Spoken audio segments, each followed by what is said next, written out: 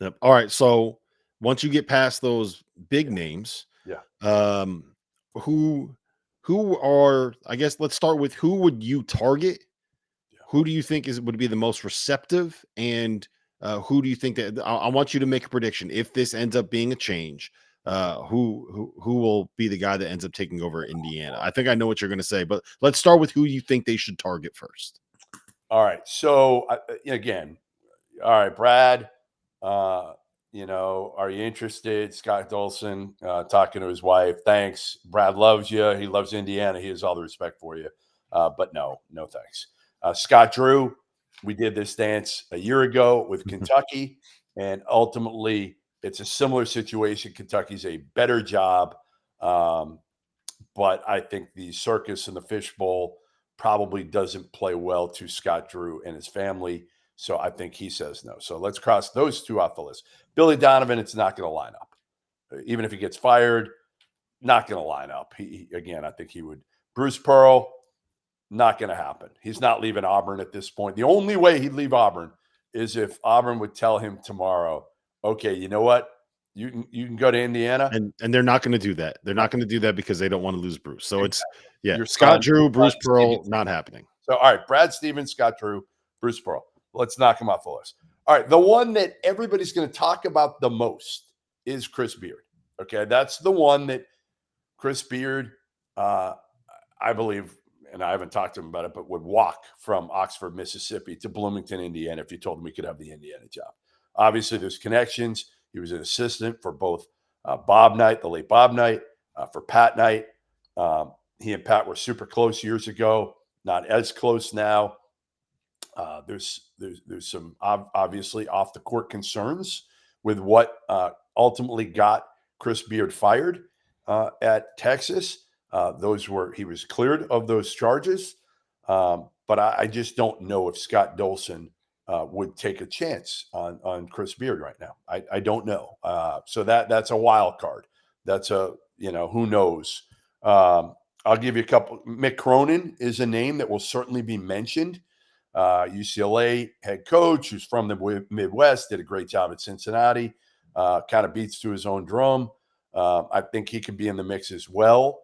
Mark Byington, if you go down to like tier 2, and I'm gonna give you a big name in a minute, but I'm gonna wait. I'm gonna wait. So anybody watching, just wait for my big name here in a minute.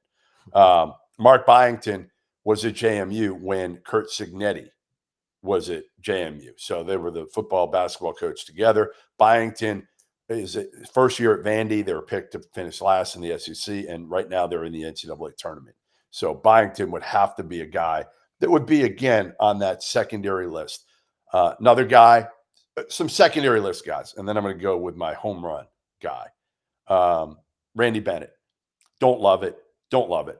I just don't think Randy's personality fits Bloomington. I think you got to sell in Bloomington, especially in this day and age of NIL. And Randy Bennett's had it great in Moraga. I just don't see it. Then you go some mid-major guys, which I don't think he'll go that route. I don't think he'll have to. The Ben McCullums at Drake, guys like that, I think would be in the mix. Todd Golden's another name. Grant McCaslin, who we talked to last night, who's done a great job at Texas Tech. I don't think he leaves Texas, so I would cross off him. And then you want the big name? You want my big name? All right, my big name. If I'm Indiana and Scott Dolson and I strike out on Brad Stevens, Scott Drew, Rick Pitino. That's who I'm calling. I'm calling Rick Pitino. I'm calling Rick Pitino and saying, you know what? I know you're doing well at St. John's. I know you like New York. You've built this thing in 2 years, rebuilt it into something where you're back. But man, last I checked, St. John's ain't Indiana, and Indiana's got that campus feel. Their support is much different. The feel is much different than St. John's. There's no campus at St. John's. They'll show up for games, but it's a different type of feel among the basketball program. So for me, Rick Pitino, I know he's older, but who gives a shit? If you're Indiana these days, Rob, you're not playing for like 5-10 years down the road to hire a coach that's going to be there forever. You're fighting 3 years. And for Indiana, give me a year. They just had a year of football with Kurt Signetti. You don't Mhm. think they take that right now in basketball? Give me a Final Four this year, and they don't give a shit after that. Give me another couple average years. Yeah, that's. I thought I kind of figured you were going to end up going there once you started teasing. Oh, I got a big name for you. It would be interesting to see if he would take it for a couple of reasons. One, I think that he loves being in New York. Like if you can build St. John's into the focal point of the sport of college basketball and also live in New York City, that feels like it makes a lot of sense for him. And the other part of it is he just mended fences with Kentucky and all the Kentucky fans. Would he go to another rival of Kentucky in the same, uh, a year later? Probably. I don't he might do it. I don't know if that I think that that's something that you would have to take a look at as well, but I will say this, if he goes to Kentucky, he will crush it at Kentucky. He will absolutely crush it. The Right. other part of it is like if you got a bunch of retention coming with St. John's and you know some of the faces that you're going to have coming in next year, it feels like it feels like that's um a good spot for St. John's to be in right now. So I don't hate it, but we'll see, man. We'll see. Listen, um, what about TJ Otzelberger? The last All time right. that we Yeah. talked, Okay. No, no. Yes. You know what? Let me take him out of the equation now. I would hire him. He'd be first on my list.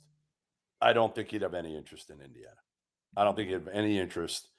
So yes, I probably should have started there, and I forgot. I got some information that I don't think TJ Elsenberger, again, he doesn't want to be in the fishbowl at all.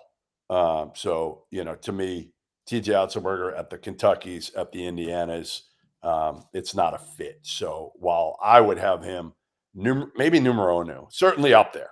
I mean, he'd be in the top 3 for me.